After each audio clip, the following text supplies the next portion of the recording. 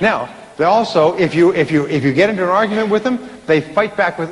You saw a crouching tiger with a sword. They fight back with questions.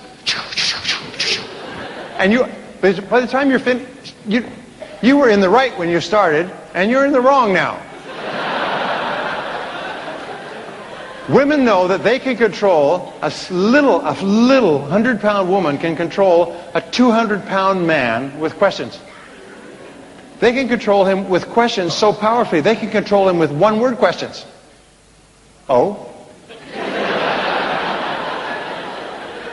They can control him with nonverbal questions. He's across a crowded room talking to another woman, and she goes... It's like an icicle through the heart.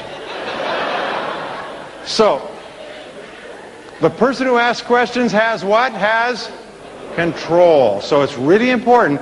And when you ask questions, you get a chance to listen. And listening builds trust. And trust is the key to effective selling. Are you with me so far?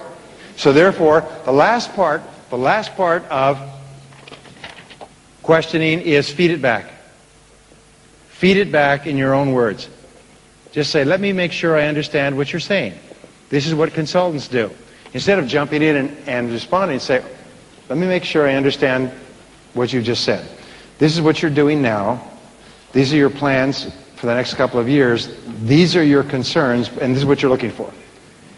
The very fact that you feed it back exactly the way they said it causes them to suddenly see you totally differently. They trust you completely. And if you feed it back accurately, they assume you have the proper solution. They are 80-90% sold by the very fact that you fed it back to them accurately what they said. It's like if you go into a store and you say, I'm looking for this. And you say, you're looking for this and this and this? You say, yeah, good, I think we have that. You go and buy it because they were able to feed it back so accurately. So relationship selling, consultative selling means to focus on the customer's needs. Keep asking the customer about what he or she is doing. How is it working? There's a direct relationship between questions and sales success. The more questions you ask, the more likely it is you'll make the sale. And the person who asks questions has control. And when you ask questions, you get a chance to listen. And listening builds trust. So these are the critical parts of psychological selling. Now here's the final point. Is the great uneasiness that we have in selling is because of the fear of failure and the fear of rejection. It's fear of rejection more than anything else that holds salespeople back. Fear of being told, no, I'm not interested, I don't want it, and so on. However, when you position yourself as a relationship builder, when you position yourself as a consultant, when you position yourself as a teacher, and you focus on asking questions and listening closely to the answers, and then helping customers get what they want with what you sell, all the stress goes out of the sales conversation, both for you and for the customer. And selling becomes a joyous thing. You become happy about it. And if you then make a decision, I'm not going to spend any time with difficult people. I'm not going to spend any more time with them. I'm going to introduce them to each other and let them go off and ruin each other's lives.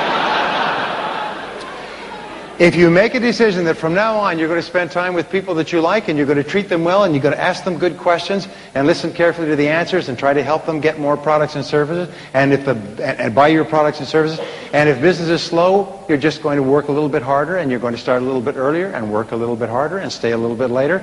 And if you make that decision and you make the decision that you're going to be in the top 10% in your field and you work on it every day, and the only question you ask is what? How?